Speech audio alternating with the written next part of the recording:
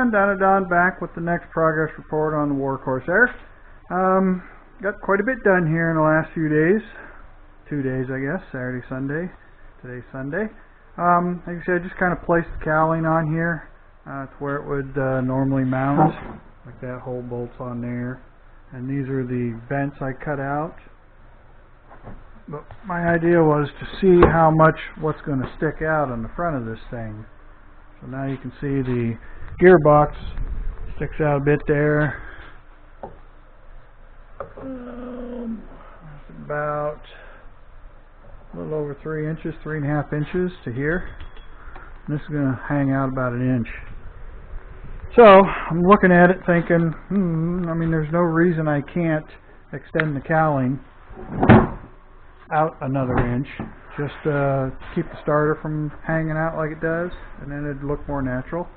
So I can add either make these longer or make these longer.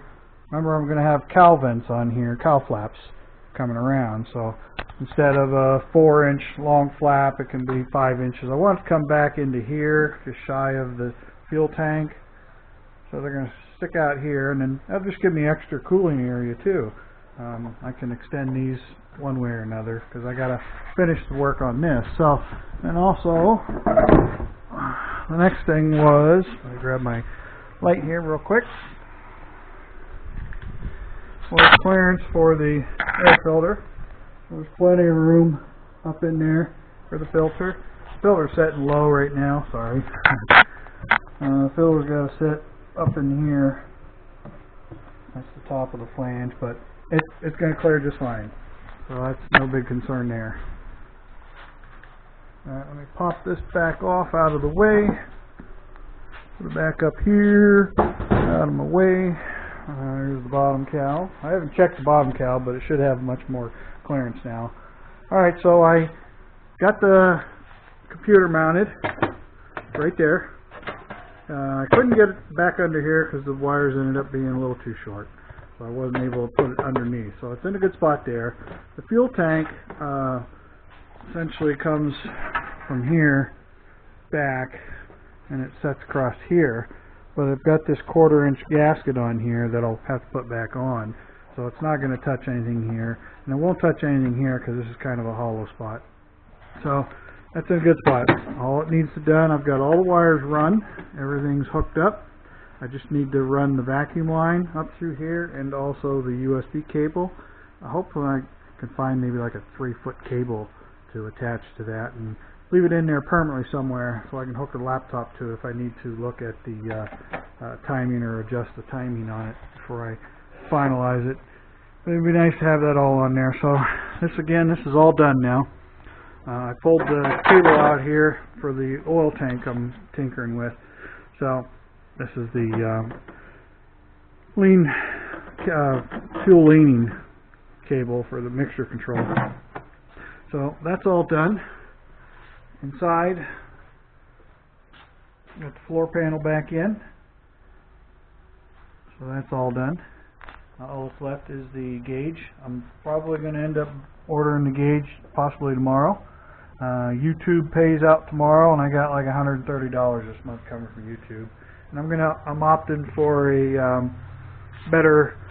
I'm not going to go with the $100 Chinesium. I'm going to go with the Innovate system, and they're $200. So I have enough money to purchase that tomorrow. And then I got to get some hose clamps, Adel clamps for a couple of these lines in here, and six new bolts for the propeller. All right, so again, see, that has to be level with that one. It's in there, and it's got plenty of room. Plenty of room without the look at the body line of the plane. It's got like 1 inch of clearance there, so we're good there. All right, I ended up running water temp sensor wires, and now that I've redid all this, I can actually put it right here. You just got to get a 12mm tap to mount that, and then I also ran the 2 wires I need for an air temp sensor, which can be either into here along with this breather. Pull this out, put a T in there, and put a sensor in there if I can find one with like a 1/4-inch pipe tap end on it, and then hook this up to it. So that's all the wires. Everything's plumbed. Now for the oil tank. I got the oil tank made today. This is what I've been working on today. That'll hold 5 quarts of oil and a quart of airspace on top, but it'll never be that full because some of it's going to drain out through the lines into the bottom of the engine. It'll be a little low, so then I got the sight gauge. With that cowling in there, it looks like I'll be able to put that in there and I'll be able to see it through the hole in the cowling. That one. The original oil fill door was all mounted right in here, so now that, and then the cap, I dug out the cap. I can literally put the cap on here. I was thinking of putting it on an extension, a piece of tubing or something, but I can reach it if it's in there just like this. Then there needs to be a vent coming off of the tank for the air vent, and then this PCV connection hose needs to come into this airspace in the top, so I'll have to put a fitting in there for that. And yeah, that's just going to be a nipple, which I do have a threaded nipple, meaning I'll have to make a bung like these. But anyway, this is a weld-on, remember, a 2-piece. And I've got the hoses for the drain and the feeds already hooked up, just temporarily mocked up underneath the engine. I'll show you in a second. But the idea is I'll put these in the lathe and cut these threads off so it's just straight. And I'll bore the hole in the bottom of this tank, put it right up into the nut, and I'll just weld that solid right onto the bottom. One there. This one will go this way, and that's going to be the oil return. And then this one's going to go in here, and that'll be the oil feed from the tank to the oil pump. So one's going to come around, loop around the engine this way, and the other one's going to loop around this way. So they'll be out of each other's way. This one will crisscross through here good, crisscross through here good. Now, this just slides right down in here, and it's going to set up just underneath this. It'll be, if I get my hand back in there, it's just going to be up in this area. So it clears everything there, clears the belt tensioner. And then, let's see if I can show you what I'm looking for underneath here. Again, I have 2 different types of fittings. I got these, which we're going to possibly go into weld-on bungs. Seeing how these are anodized and nice, I don't want to cut them and weld them. So I'll just do these ones instead. These are the fittings that came with that big fuel filter. So those are my options. If I weld in bungs, I could use these. But the nice thing is, once this tank's up in here now, kind of see where I'm at. This is the oil pump line here. So it's going to snake around and come into this back one. It's going to go to that back dot there. And then this is the oil out of the engine that's going to blow out, come in, and it's going to feed to this one back here. You see that dot there. So the hose from this side will come in like this. And then the hose from this side, I'm just going to be cutting this hose. It's just looped around to show, and then it's going to come into here. And then again, this is going to be pushed up about 1 inch or more. It's going to come up in, so you had to clear my fuel pump down there, so it's a notched out corner. So it's going to sit up in there somewhere like that. So once I get these elbows put in there, everything will be right in the correct level to hook onto these hoses. So hopefully you're able to see all that. Big mess. And this is what I ended up doing for the header tank. Need 3 hands, folks. So I teed that into here. Now all I got to do is get an A-dowel clamp and a standoff, and that'll just get clamped. That's a dash, I can't remember what it was, but it's a 3-inch because that's a piece of 3-inch tubing. So the A-dowel clamp will bolt through the firewall there, and then I've got the bleeder there. Really could use a 90 or something to kind of get her, but it needs to go down out the bottom of the cowling. So that's everything. Oh, and I did order the fittings for this to change this to a 90 like these. So now it'll come in and come off like that. So got a lot done. I ended up using that blue hose here. Turn this on the lower setting. Use it on the blue hose and hooked it right back up the way it was. You know, so you're touching on a bolt back there, but that's what I need the A-dale clamps for, to tie this hose to this hose and maybe this hose. Keep everything separated, and so it's not going to chafe anywhere. Can't be too long, the wife's starting dinner, so it's coming up on 5 p.m. But again, that's just going to come up. That's the cable comes out of there, so it can't be any higher than that. So it's looking good. So the tail wheel's done, other than tightening it all up. Get some aluminum to finish the fuel tank plate. Get the tank mounted. Get some straps mounted in here. This one back here is going to be a little tricky.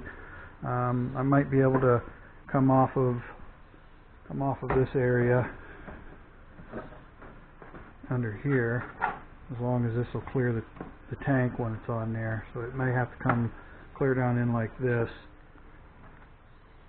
or I can put the clamp clear up here. It doesn't really matter. I can come across this brace here into here and then screw here, and then bring one off of this bolt and screw it in there. So that's where I'm at. So now, here's the cap. So with the thing on, the door is right here, so I can actually reach right in there and fill it, and I can look in and I can see right here where I can put this. It's going to be up here quite a ways. It's going to be fairly full. So, but I won't know where to put that until after I fill this with 5 quarts of oil. Because 1 quart of oil space isn't much. You just think of a 1 quart oil jug, you know. So this is 8 inches wide, 12.5 inches tall on this side.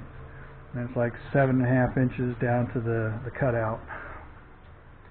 So I should be able to see that, and I'll be able to reach in here and undo this. And then this, of course, can swing over left or right a little bit. But that's pretty much kind of where it's going to be, just higher.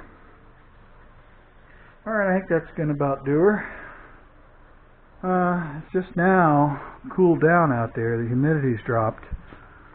So again, that's all the stuff inside done. It was really muggy. Yesterday was really nice. I was out here, it was good, and then today it was just humid. Yesterday it was a little more humid. I had the door closed all day. I just opened it because it actually feels cooler outside now. Cooler outside than it was in here. So I think that's all I managed to get done. I just folded the muffler up out of the way. I'll get the heat shield cut. I've got a chunk of aluminum up there. That's probably good enough. I've got a lot of that 16th inch aluminum left that I made this tank out of. I've got a 4x4 sheet of that stuff, and I only used 8, 9, 10, 12 inches of it, so I've got 3 feet left, 3x4. And it was, this is the shape of the tank, so this is like 7.5, this is 1.5 inches, that's I think 3.5 inches, and this is 5, and that's 4 inches thick. And the aluminum's that thick. It's a 16th inch 063. 6061. So, alright. I think that's about all I got. And it was, see, I got one A-dale clamp in there already. Setting back in there. Sometimes I was clamping them around here too to hold them off. Hold this off, but clamp the two together so they're not chafing, and don't want them chafing on the corners of the tank either. So the belt, in order to change the belt, you're going to have to take the tank loose and at least do that to get to the lug on here to change the belt. So hopefully it won't need any belt changes in the near future. So new bolts. I need dash 33 bolts, I believe. AN 633s. I got 30s, 32s, 34s, no 33s, no 31s. So then the last is I was looking. I tried pulling this out the other day, put some vice grips on it, and it's in there. I may just have to kind of grind it, drag the welder over here, and just weld it shut. I don't know if I'd trust a plug. I don't want to put a rubber cap on there because rubber caps rot out. And, you use them on vacuum caps all the time, and they just don't hold up.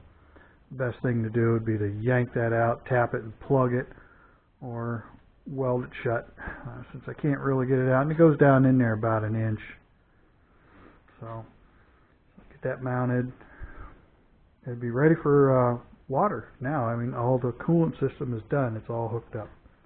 So get that mounted solid. It'll be ready for a 50-50 mix. Get the oil tank. I'll weld on some tabs, drill through, and bolt it. Luckily, that's going to cover up the holes from before. Probably, I don't know if I'll be able. If I do in here, I'll probably put the tab outside so I can get to it here. Put a tab on that corner. That one, not so much. Probably 3 will work. Pair on the top and 1 on that side. We'll see when we get there. The first thing is getting these things turned down, get the holes drilled, get those welded in, get the tubes cut to length, and hook them up. I don't know if these require any hose clamps. There's no pressure. It's going to have suction on the one side for feed. It's just going to have light blow-by pressure in the crankcase blowing through the other into an open tank that's vented, so there's no pressure on any of those oil lines. Alright, well, I'm going to go ahead and cut her off here, and just to say, the last video about the comments and questions, that was not to get on anybody's cases about comments. It's just there was a lot of people asking the same comments all over again, and they really need to go back through my plan videos, and you'll see all those questions can be answered from those. But it was just basically a question and answer session is all that was. It wasn't meant to be pissed off at anybody for comments. So, okay, that's going to do her. We're at 17 minutes, and get this done so I don't have to splice them. So, alright everyone, appreciate you taking time to watch my videos. Feel free to leave any comments, questions, concerns as always, and don't be afraid to leave comments. I appreciate them, and I will be back out here probably Tuesday with most of this stuff all tied up. So, alright everyone, that's going to do her until then, and I will catch you guys more than likely Tuesday night. So for now, this is Done or Done out.